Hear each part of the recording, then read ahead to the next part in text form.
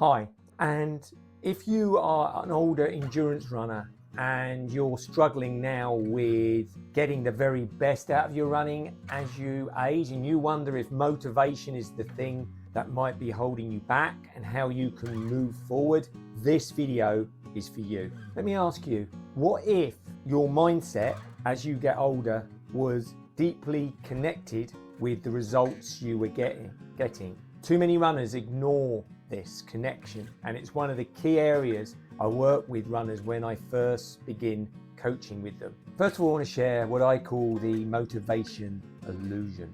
Everybody is always talking about motivation or losing their mojo, and it's an illusion. Why is it an illusion? Well, let me ask you something. When you go into work, or when you went into work, did you always feel motivated to go? Probably not, but you went all the same. Now I can hear the cries out there, oh yeah, but Lee, I needed to earn the money. Maybe, but what made you go into work each day? All right, you wanted to earn money, but what did you have? It wasn't motivation, was it? You had a commitment, and that's why you went in. Now, the commitment might have been to earn money, but you had a commitment. It wasn't motivation. And when you look at motivation this way, you can start to realize why it's a very bad mistress to attach your running to, because motivation will come and go. It will ebb and flow. And when things are going badly or not so well, generally motivation is really low. The same as if you're going to work. But as you know, you didn't just stop going to work. So what you've got to put in place is commitment. Now, this isn't kind of like toughing it out. That's not what I'm talking about. But putting motivation to one side and letting go of that ebb and flow, and knowing that you will have days you feel like it and you don't. But what I'm going to share in the rest of this video is how to be consistent with your running, but with the right mental strategies. So strategy number one, moving beyond motivation towards commitment. Let me paint a picture for you. Imagine you're on an island. You've got everything you need materially, beautiful house, all the food you need, all the drink, everything. But there's no one else on this island, only you. Now in running terms, how would that impact your running? There's no races, would you still run? There's no Strava, there's no external verification, just you and whatever else you want to do. Would you run? And if you did run, why would you run? Now you might be thinking, this is a bit stupidly. Well, actually it's not, because we all had our little version of that recently, didn't we? You know, with that virus. And a lot of runners without races and less external verification didn't run, or ran a lot less, or lost their motivation. There was a lot of runners that didn't. They kept going. Now, I'm not saying they're better or worse. I'm just saying success leaves clues. Why was that? Well, they had found a way to have a commitment. They'd found their why they ran. So I go back to the island scenario. Why would you run in that scenario? This is not to beast races or to beast getting somebody tell you, wow, you did that run really well. We all need that. I run a YouTube channel. I like a little bit of external verification. You want to do it? Leave me a comment. But if your running is dependent on that primarily, then your motivation is primarily going to be required for that. So, you know, every time you don't get feedback from someone else, you're going to be demotivated. Every time there isn't a race immediately in front of you, you're going to be demotivated. And really, to get the results you need to be consistent and committed. And to do that, you need an encompassing why. And using that island scenario, really play with it and come up with what your why. That will drive you more consistently forward in your training and ultimately improving on your racing. Strategy number two to have a good mental attitude when you're training: ruthless adaptability. So as I know with a lot of runners I coach, it's not always their ability that lets them down. It's inflexibility, particularly older runners. So why do we become more inflexible as we get older? And I don't mean not being able to do yoga, though yoga is the devil's work in my opinion. Why do we become more inflexible?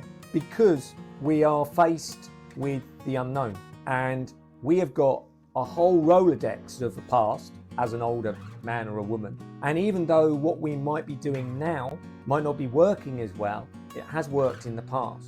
Where doing something differently is challenging, even if what we're doing at the moment isn't working. So I want to share a story. When I had a bigger team in my hair salon, I used to test this theory. So imagine we had about 9 or 10 people sitting in front of me, and they'll all be sitting there. And I just used to look at them and I go, I want to chat to you about something today. I want to talk to you about a change. And as I said that, I would say about 80% of the people did this. Like, right, change. Right, let's get ready for this. Fight or flight kicked in. Now, the joke I used to make said, so I was going to talk about who wants more money. No, I didn't give them more money. That would be bad. No. But my point being is, you've got to understand, even if a change is good, even if you know as an older runner that you need to change, where you are now is safe.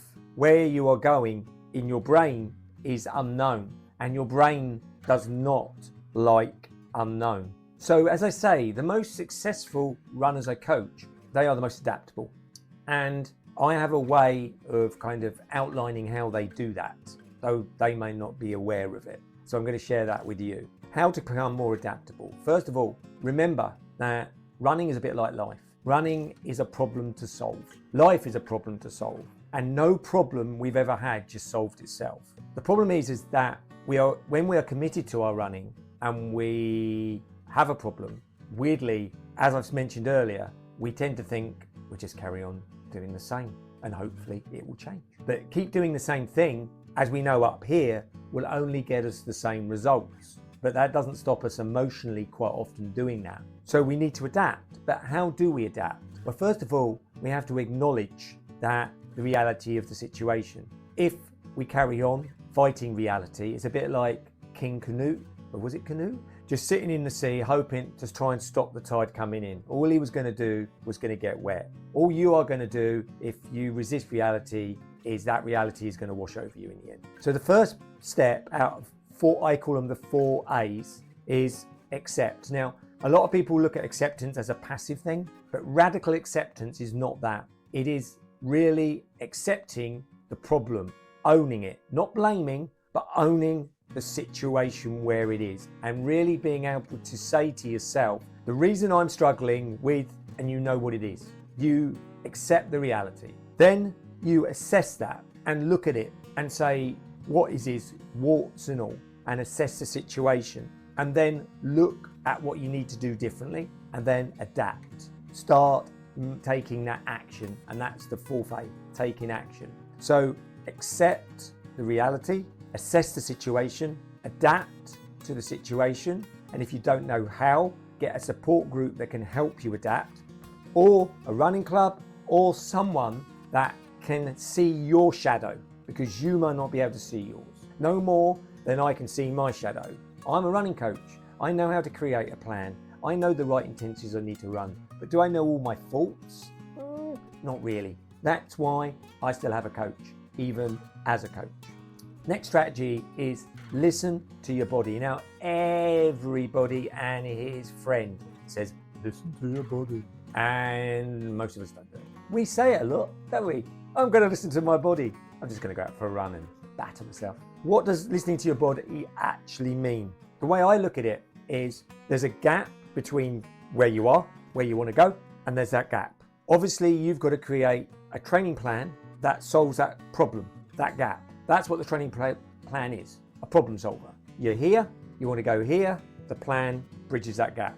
The reason you're listening to your body is originally you're here, you go, well, I've got to run at that pace to be able to do that thing I want over there. But you're not there yet, are you? Because that would be, you wouldn't need to train if you were. So that's what training is, bridging the gap. So if you don't listen to your body in an effective way, and the most effective way I would suggest is by working on a 5-zone system of perceived effort, which I've done videos on.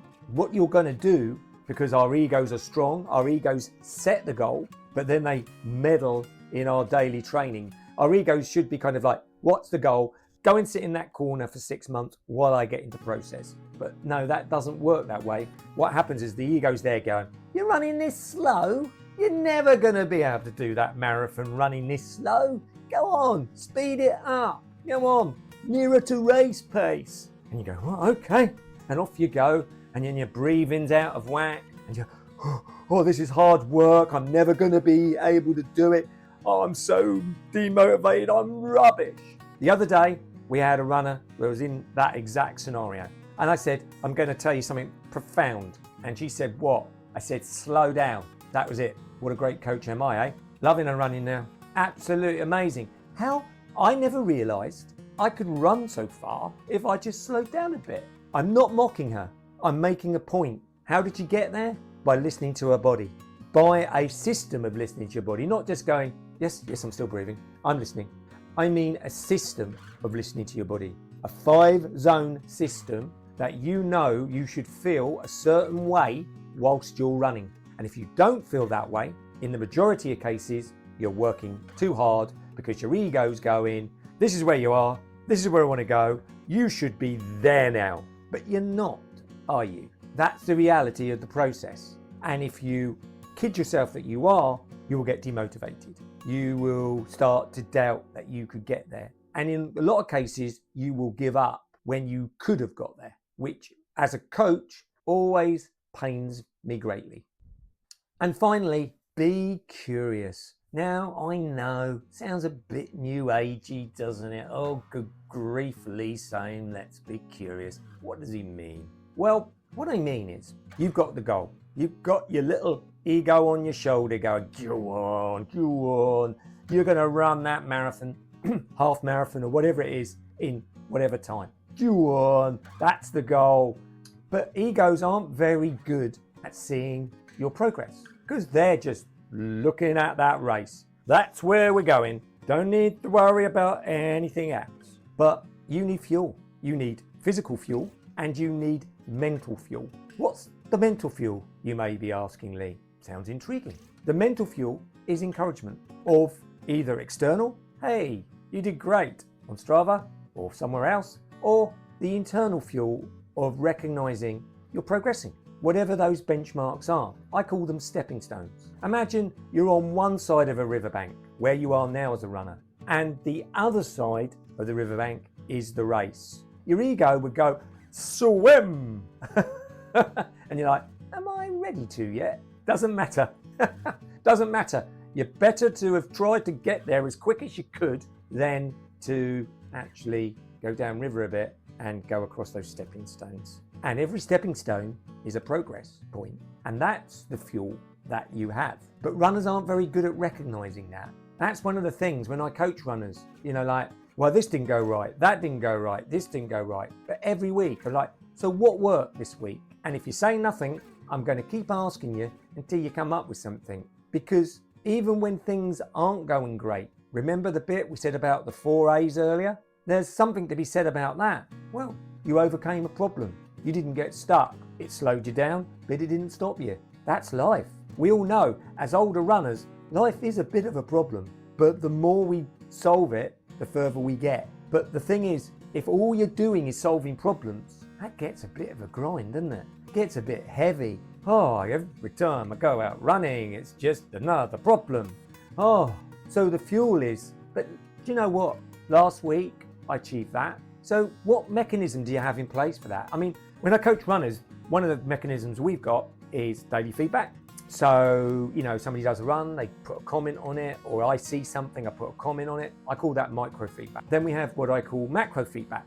So every week they send us feedback over the week. They're either letting us know what worked, what's not, or, what their concerns and thoughts are for the week coming. And we do a video for them. And I can say, yeah, don't put any fluff on it. Yeah, that was challenging. That was a problem. We can look at how we, yet again, how we accept where we're at. How do we assess that situation?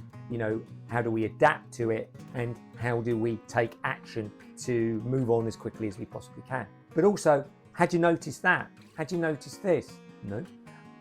Well, that shows that you're moving forward, does it? Yes. I feel a bit better about it this week. Guess what? you're a lot more motivated next week. Now, this isn't about rah, rah, rah stuff. I'm not a fan of it. I'm not a fan of just saying to everybody, you're doing fantastic. Because if people don't believe they're doing fantastic, you can blow smoke up their wazoo as much as you like. That's not going to help. But you give them some evidence that they hadn't seen. That's a different thing. That really is fuel. So hopefully this video's helped. I know it's been a bit left field. Instead of saying, well, play some motivation music when you run. Let's play Rocky and run up some steps. That way you'll be motivated. Or watch 765 Instagram video reels and you'll be motivated. That's a bit like saying, take cocaine, you'll run faster. It's not really the way forward. Unfortunately, the things I've kind of outlined are long-term ways to have strategies to be more committed in your running, to overcome problems, and that way, even when you're not feeling motivated, you're still getting out there. Now, to finish the video, the caveat here is you've got to want to run, you've got to want to enjoy running, and you've got to love running. But there's many things in life we love and we still struggle with. And this is what this video is about. If you love running and you're struggling with motivation or consistency, I think what I've outlined in this video will help you with that. Anyway, hopefully that's helped. Now, a little bit of sales for you guys, if you've been brave enough to watch through the video. If you want somebody in your corner to help you with your coaching, then look under the video. There'll be something about my 8-week program, the Foundations. It's basically showing you the best way to train so that you get effective results. Why 8 weeks, you may cry? Because if I make the program any bigger than that, it costs more and people aren't keen to pay more. But if after the 8 weeks, you've got two choices. You can either, I've learned how to fish, so I'm going to go off and do my own thing, or, hey, I love Lee's coaching, I'm going to stay on. That's the choices. Or if you're not into coaching, but you like the cut of my jib, as they say, and you want to know more how to get the best out of your plan,